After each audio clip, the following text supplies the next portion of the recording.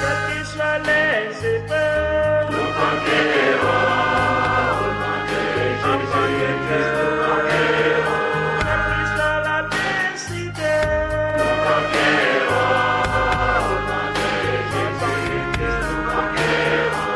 quelles que soient les épreuves, enfants de Jésus,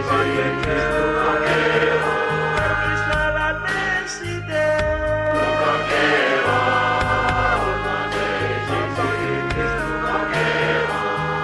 nous sommes soldats pour l'évangile. L'évangile au nom de Jésus-Christ nous conquérons. Nous sommes guerriers pour l'évangile. L'évangile au nom de Jésus-Christ nous conquérons.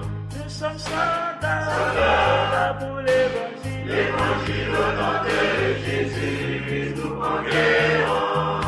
Nous sommes guerriers pour l'évangile. L'évangile au nom de Jésus-Christ nous conquérons. Quelle que soit l'adversité, nous conquérons. Au nom de Jésus-Christ nous conquérons. Quelles que soient les épreuves, nous conquérons. Au nom de Jésus-Christ nous conquérons. Quelle que soit l'adversité, nous conquérons. Au nom de Jésus-Christ nous conquérons.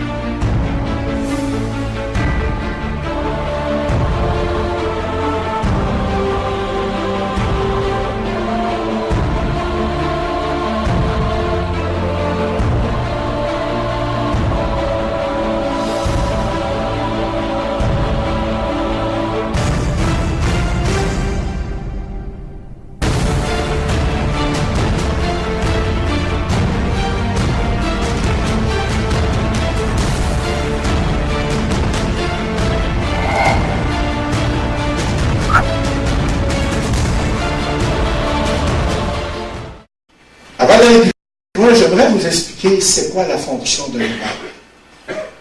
C'est quoi la fonction d'un évêque? Un évêque qui vient du mot épiscope, qui veut dire naturellement ancien. Dans les églises évangéliques, tous les anciens qui sont là, c'est tous des évêques.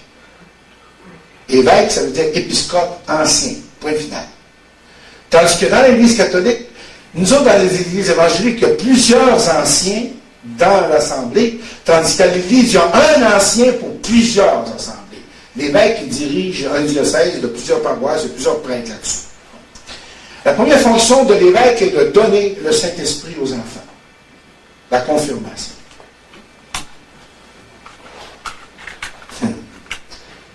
La parole de Dieu m'a appris que c'était Christ qui nous donnait le Saint-Esprit. Qu'un homme n'avait pas le pouvoir de donner l'Esprit de Dieu à personne. On peut prier, demander au Seigneur de donner son esprit, mais pas dire au Saint-Esprit, tu t'en viens là-dedans. Alors, je faisais venir des petits bonhommes devant moi, puis avec le Saint-Crème, parce que les autres, ça prend de la crème pour faire quelque chose. Le Saint-Crème, là, je te confirme avec la crème du salut, au nom du Père, du Fils et du Saint-Esprit. Ça, c'est pour le réveiller. Mais certains qu'il l'a eu une message. Mais j'ai jamais vu un enfant devant moi et manifester la présence de l'Esprit Saint. Mais laissez-moi vous dire une chose. La journée où à Totonicopán, au Guatemala, où j'ai vraiment accepté Christ dans ma vie, j'ai senti la présence du Saint-Esprit. Je ne pourrais jamais trouver des mots pour l'expliquer ce que ça fait dans le moment. J'ai senti la chaleur de l'Esprit Saint. J'ai senti le pouvoir de l'Esprit Saint sur moi. Et j'ai appris que vraiment, ce qui venait des hommes n'avait aucun pouvoir. La deuxième fonction de l'évêque, c'est de ordonner les prêtres. Le prêtre, il a une ordination sacerdotale, tandis que l'évêque, il a une consécration épiscopale. Ces mots-là viennent des titres de la sorcellerie. Ce sont les Templiers qui ont été les premiers à apprendre le mot consécration pour un évêque. Ceux qui savent un peu c'est quoi les Templiers, on ne pourra pas tous...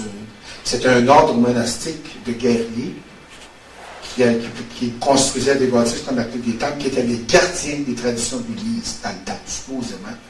Et pas les traditions évangéliques, les traditions de l'Église, dirigées par l'Inquisition, tout ce que vous voudrez.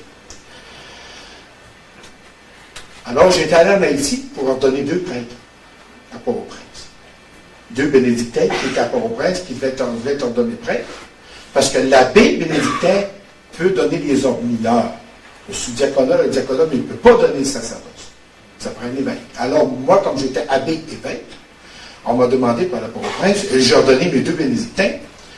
Mais à la surprise de ma vie, dans ce temps-là, on faisait toute l'ordination en latin, pour pas que les gens comprennent trop. Alors, on imposait les mains sur le candidat.